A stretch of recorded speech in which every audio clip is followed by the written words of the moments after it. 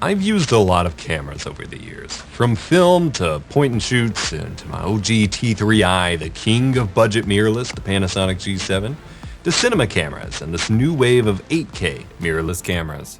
Every camera capable of creating beautiful images, every make and model coming with its own advantages and disadvantages. But no matter how many I try, I am never satisfied. I can't answer a crucial question. Well, I couldn't, until today.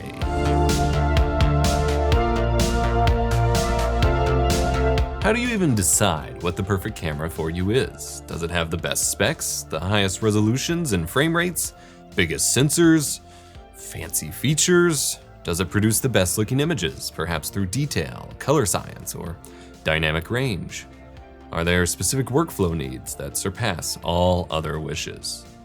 Or does it come down to size and feel? What role does price play? I had a daydream, an out-of-body experience, wondering, what does the perfect camera look like? I have to find this answer. I can't just keep flip-flopping. It's haunting me. It's not fun to have gas. Well, okay, maybe it's a little fun, but it's not fun, especially when you just want a reliable workflow. I'm always trying to refine my process, to take my art to the next level, and I want to be using something that makes me feel like it wants that too. The latest science experiment to answer this question is Nikon's new Z8 full-frame mirrorless camera.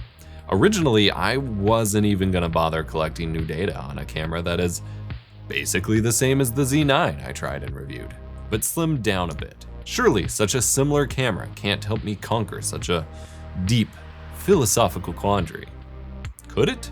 The size itself isn't that unwieldy, but weight-wise, it's heavier than I think I would prefer, especially given part of the point is to get me something that's lighter compared to my big cinema camera in the first place. Maybe that's enough to change things. Before we get to that, I truly try to look at each new camera I test and review as if it's my first experience in the space, my first time trying such a big deal of a device, preserving that naive enthusiasm. 535 gigabytes of video footage for this project, 1,200 photos. I pushed the Nikon Z8 to its limits for this review to really see if it's a camera I would use forever.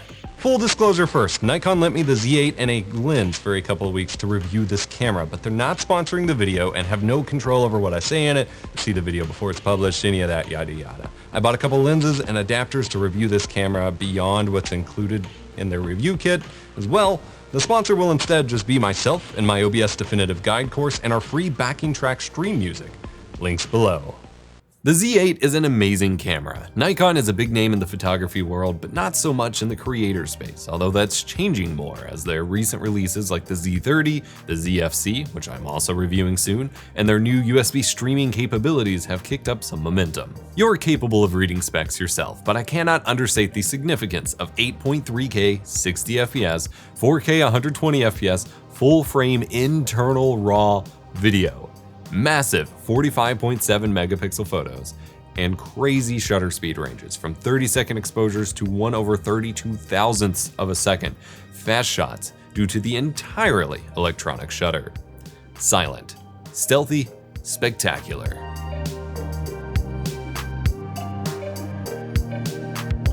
Shooting with this camera has been a wonderful experience, from the bizarrely intuitive 3D tracking autofocus popping up whenever it detects a subject, including now airplanes as an improvement over the Z9, to the plethora of custom function buttons and quick video and stills mode switching. I think I might be in love. All of this in a body that's significantly smaller and lighter than the Z9 due to the lack of the built-in battery grip, among other things. I loved the Z9, I really did, but I couldn't see myself carrying it around a ton for photo shooting days due to the size and weight. The new little brother isn't a small camera by any means, but with the super comfortable grip, it feels like the perfect weight.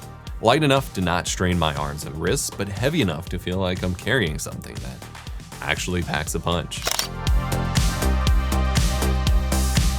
If you want to edit your photos like me, I'm gonna be that guy. I've created a set of Nikon film emulation presets for Adobe Lightroom.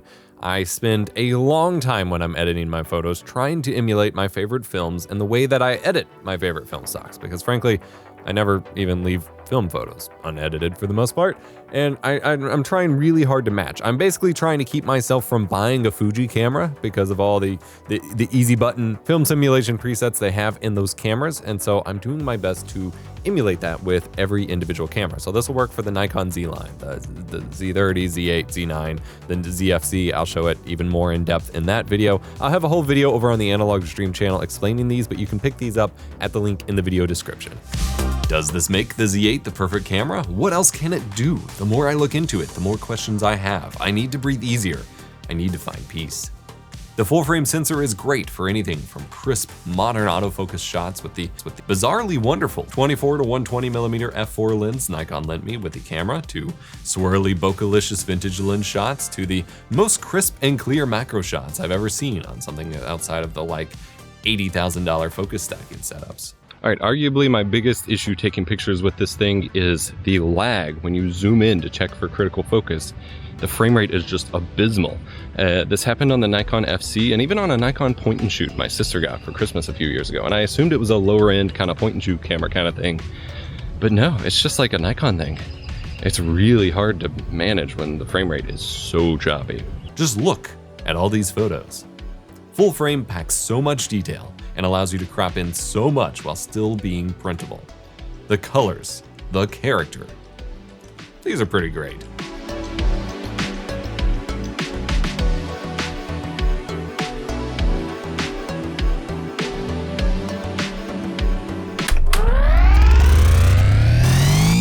It seems like a fog has been placed over me. I had just about convinced myself that this was the perfect camera. Don't get me wrong, video on this camera is incredible. The 8K in RAW footage you can record inside this camera is beautiful. The autofocus works great, and it's hard to believe that a traditionally stills focused camera has such mostly zero compromise video recording built inside, to the extent that they settled with Red regarding Red's bull internal RAW patents. And the higher res 8K or 8.3K video beats out anyone else's. But that's where it gets confusing. As amazing as this camera is, it's not a cinema camera. It's missing all of the cool cinema camera features. It is a hybrid, but leans far more towards stills than cinema.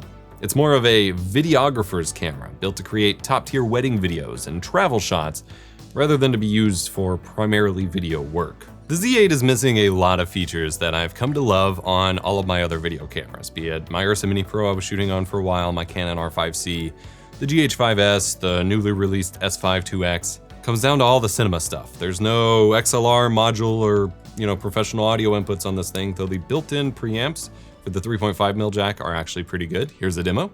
This is a Nikon Z8 microphone sample with the D4 Duo microphone from Deity. This is with the rear pointing microphone. And this is with the front-facing microphone. Test, 1, 2, 3. It has no advanced monitoring stuff, so no scopes, no D-squeeze, anything like that. It has no synchro scan for CRT shots, though I did notice when just doing a couple test shots that when viewing the full TV, it actually did a great job at 1/60th of a second, keeping my CRTs in sync just on its own, and I think that's due to the wonderful lack of rolling shutter for the most part on this camera. It's not a global readout shutter, it's still a rolling shutter, but as Gerald showed in his video, the latency of reading the entire sensor is actually incredibly fast, so you get virtually no rolling shutter in this thing. I think it helps with the CRTs, but whenever I get up close on them, still get, separation there, and I have no synchro scan to make up for that. It has no different aspect ratio choices at all, so I love the menu system where it lets you choose which format you want. Compared to my Canon R5C, it's actually a wonderfully refreshing thing, because in the Canon menu, you have to go to the fast and quick or S&Q or whatever module just to go into 120 FPS mode, and you gotta keep changing codecs, whereas this just gives you a list. And once you get enough codecs supported, a list doesn't necessarily work, but it's so much quicker to go into 120 FPS mode and get some slow-mo shots than it is on my primary camera, which is kind of frustrating for my primary camera, but great for the Z8. And then it has other wonderful things that you would expect on a cinema camera. It has full-size HDMI, which my Canon R5C does not. It is one of my biggest pet peeves about this camera that I bought. It has microphone in and headphone out, which is wonderful to see. They fixed the card door, so one of my big complaints on the Z9 was the card door was impossible to do with one hand and you had to do two hands. Now it's actually super easy, so much that you can kind of do it on accident, but this is so much of an improvement over the Z9. I am stoked. They swapped to, instead of dual CF Express, it's CF Express and SD card slot. There's no redundant recording anyway, but that way you can use both, especially if you're just doing pictures, which I love because CF cards are super expensive. They also have a sensor cover that is not enabled by default, which was kind of frustrating to discover. But if you could go into the menus, you can tell it by default to have a little sensor door. This isn't the shutter, it's just a sensor door to keep this sensor dust, from getting dust whenever you're swapping lenses, which is huge. I love that on my R5C. I wish every camera had that, and it's impressive that they added it in, even though the camera doesn't actually have a mechanical shutter. They also have, so there's no USB recording option to an SSD or anything like that, which is frustrating, again, because CF cards are super expensive. But what they do have is dual USB-C ports. This is wonderful. So this allows you to have a USB power delivery port just dedicated purely for power, which is great for long recordings and things like that, or for just lots of constant use in a studio and so on, charging on the go. But then the second port is for communication.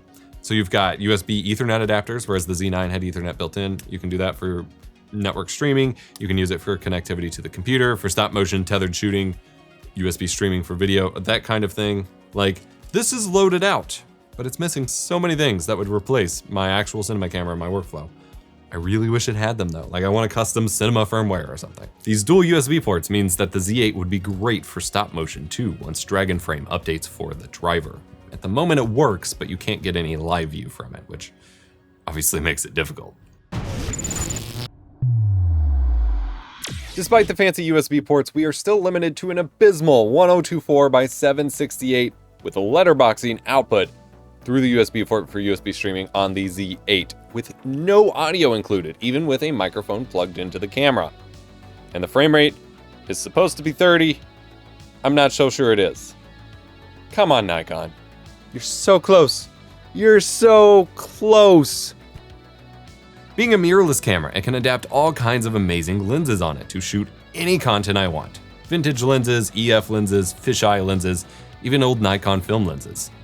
It took everything I threw at it. At first I was worried. Maybe all that gas was finally entering my bloodstream, and I was just fooling myself into thinking every new camera is the best. The dramatic realization of how many shortcomings the Z8 brings for my work was a scary one. But I can be at peace now. You see, I've come to an important realization. There is no perfect camera. Some cameras are better for some purposes. Some brands focus on different things. But no company out there has made the perfect camera. Not yet, anyway. Instead, I believe the perfect camera is the camera that feels the best when you're using it the way that you want to. For video, the Canon R5C is absolutely filling that role for me. But for photos, the Z8 will hold a special place in my heart. It felt so comfortable, so familiar, intuitive to shoot with in every condition, so comfortable in the hand, so seamless to change settings, so smooth to edit. I don't want to let it go. I don't want to send it back to Nikon. But if I'm going to find peace, I have to. The Z8 is leaving me for now, but if it's truly the perfect photography camera for me, it will find its way back to me. Product and kit links are in the description if you're interested. Remember to be kind, rewind.